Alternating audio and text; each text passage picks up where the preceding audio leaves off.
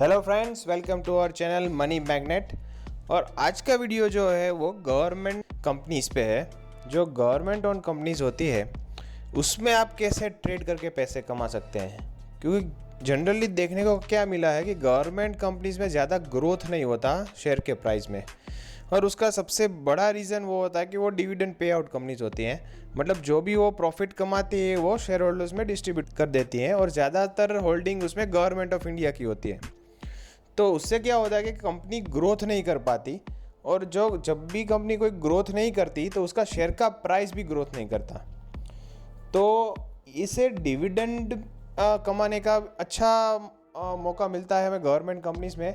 उसके अलावा हम इसमें ट्रेड ऐसे कर सकते हैं कि जैसे हमें बहुत ही बढ़िया मुनाफा शेयर के प्राइस में भी मिले। ठीक है, तो उसका भी अलग एक स्ट्रेटेजी रहता है। तो वही मैं आज आपको बताने जा रहा हूँ। जैसा कि आप देख सकते हैं, मैंने गवर्नमेंट की एक कंपनी है NHPC, ये पावर की कंपनी है, ये हाइड्रो इलेक्ट्रिक पावर जनरेट करती है।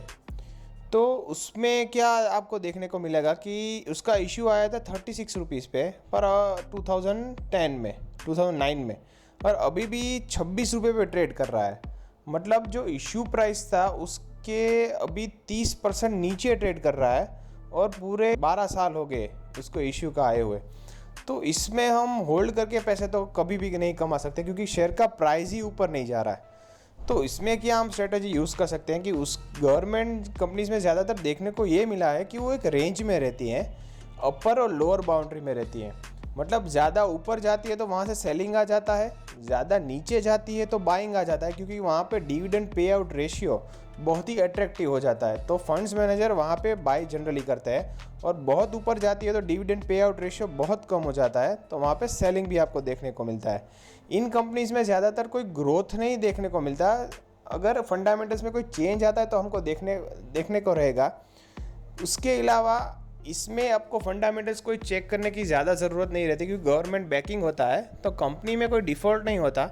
और गवर्नमेंट जनरली क्या करती है, उसको एक स्टेबल इनकम चाहिए होती है इस कंपनी से, तो वो वहाँ से डिविडेंड निकालती रहती है हर साल।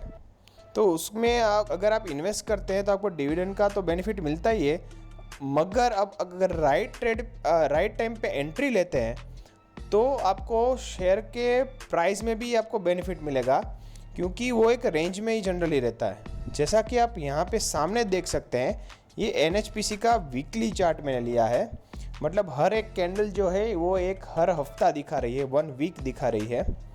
और ये वीकली चार्ट से हमें ये पता चलता है कि NHPC जब 36 पे लिस्ट हुआ था तब बहुत ही थोड़ा नीचे आते हुए 2-3 साल में नीचे 18 तक आ गया था। मतलब 50% का फॉल आया था, और वहाँ से एक बाउंस बैक देखने को मिला था। मैं जूम करके आपको दिखाता हूँ। 18 के आसपास यहाँ पे बाउंस मिला था, मतलब एक अच्छा सपोर्ट यहाँ पे अब एस्टाब्लिश हो गया। फिर एक बहुत ही बड़ा लो बनाया था उसने सितंबर के आसपास 15 के लेवल के लिए। तो हम क्या कर सकते हैं, 15 और 18 एक बाइंग जोन बना सकते हैं कि यहाँ पे हमको बाई करना है। और ऊपर के जो आपको लेवल देखने को मिलेंगे वो यहाँ पे 29 का लेवल है, और उसके पहले 34 से लेके 37-38 तक के लेवल पे सेलिंग देखने को मिला था। तो वो हमारा सेलिंग जोन रहेगा। तो जैसा कि आप यहाँ पे देखिए कि 18 और 15 के बीच में हमने बाइंग किया तो आसानी से बहुत ही बढ़िया मूव मिला 29 तक। जैसे ही 29 तक पहुँचा तो बहुत बड़ा फॉल आया, फिर से 15 तक चला गया, और मतलब 7 से 8 महीने में उसकी वैल्यू 50% से भी ज़्यादा कम हो गई। फिर 15 आने के बाद फिर से वो 30 के आसपास चला गया, मतलब नीचे से वो डबल हो गया तकरीबन। आप देखिए तो 1 साल के अंदर। मतलब आपने एंट्री लेना है तो वो आपको सोच समझ कर लेना होगा कि कहाँ पे वो रेंज मिलती है एंट्री की, और कहाँ पे आपको एग्ज़िट भी प्रॉपरली लेना है। अगर आप यहाँ पे एग्ज़िट नहीं लेते तो फिर से वो स्टॉक नीचे आ जाता है। फिर से आप देखिए नीचे 16 के लेवल के आसपास आया 2015 में। तो 18 और 15 का आपका बाइंग जोन है, तो यहाँ पे आप परचेस कर लीजिए। फिर से चला गया 29, इस बार 34 तक भी आपको एक शानदार मूव मिला।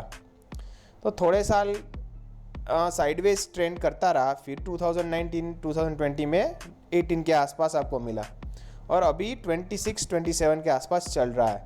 मतलब अगर आपने इसमें लोअर एंड पे बाइंग किया होता, अपर एंड पे सेल कर दिया होता, तो आपको डिविडेंड का भी बेनिफिट मिलता, क्योंकि होल्डिंग पीरियड 8 महीने से 1 साल का था, तो डिविडेंड तकरीबन 1 साल में काफ़ी ज़्यादा मिलता है।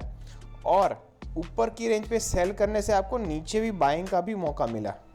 तो इसमें होल्ड का स्ट्रेटजी अच्छा नहीं है, नीचे बाई करिए, ऊपर सेल ज़रूर कीजिए। ऐसा ही और एक स्टॉक मैं आपको दिखाता हूँ, वो REC लिमिटेड है। ये भी एक पावर की कंपनी है, तो उसमें भी आपको सेम ही पैटर्न दिखेगा। देखिए, ये वीकली चार्ट मैंने REC का लिया है, तो जैसा कि आप देखेंगे कि 70 के लेवल के आसपास यहाँ पे एक सपोर्ट बनता है, और दूसरा सपोर्ट जो बनता है वो 90 के आसपास बनता है।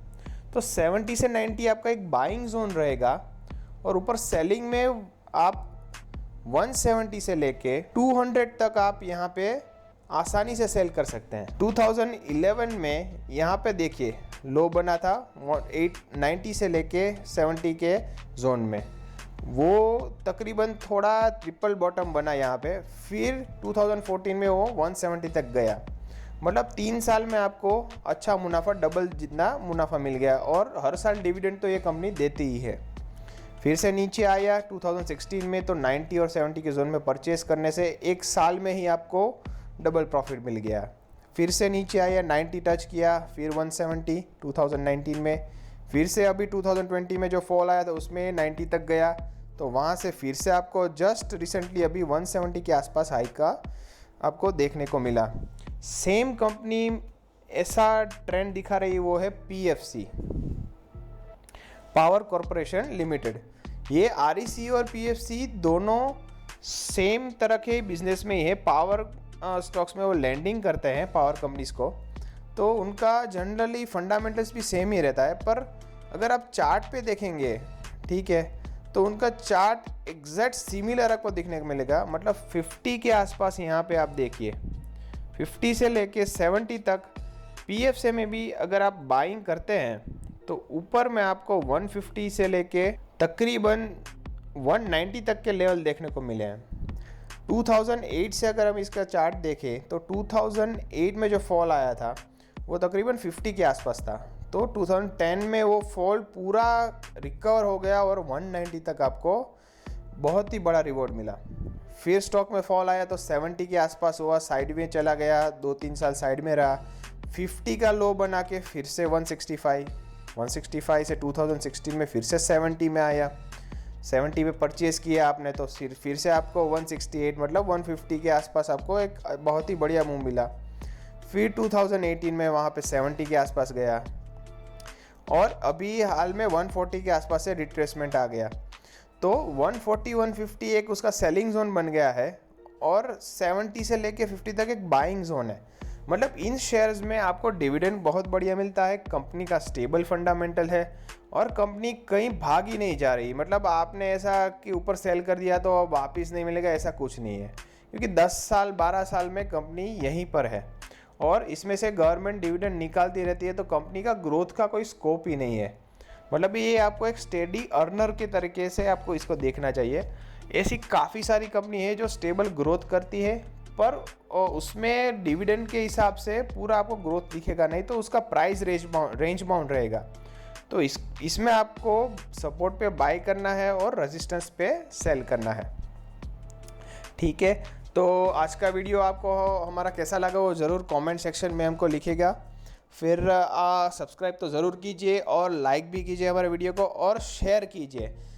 जितना ज़्यादा आप शेयर करेंगे और जितने ज़्यादा हमको लाइक्स और व्यूज़ मिलेंगे, तो उतना हमें मोटिवेशन मिलेगा कि ऐसे अच्छे अच्छे वीडियोज़ आपके लिए लेके आएँ, तो आपको ज़्यादा से ज़्यादा मुनाफा हो सके इन स्टॉक्स में। और हर एक स्टॉक की अलग एक चाल होती है, तो वो चाल हम आपको समझाने का कोशिश कर रहे हैं, क्योंकि हर स्टॉक को आप बाय एंड होल्ड नहीं कर सकते, और हर स्टॉक को आप बाय करके फिर सेल करके ऐसा नहीं होगा कि ये नीचे आएगा तो वापस ले लेंगे, नहीं। सब में अलग अलग मेथड रहेगी, ट्रिक्स रहेगी, तो किस में कौन सी ट्रिक यूज़ करनी है वो हम आपको बताएंगे। इसके लिए आपका सपोर्ट चाहिए, और ज़्यादा से ज़्यादा शेयर कीजिए, और आपका जो भी कोई सजेशन है वो कमेंट बॉक्स में लिखिए नीचे। हमारी टेलीग्राम चैनल भी है, जहाँ पे मैं लाइव कॉल भी देता हूँ स्टॉक मार्केट का, तो वहाँ पे जाके टेलीग्राम में भी अब आप रजिस्टर हो जाइए, तो आपको लाइव अपडेट्स भी मिलेगी सभी IPO से लेके सभी कॉल्स में, अगर आपको चार्ट्स में क्या करना है उसके लिए।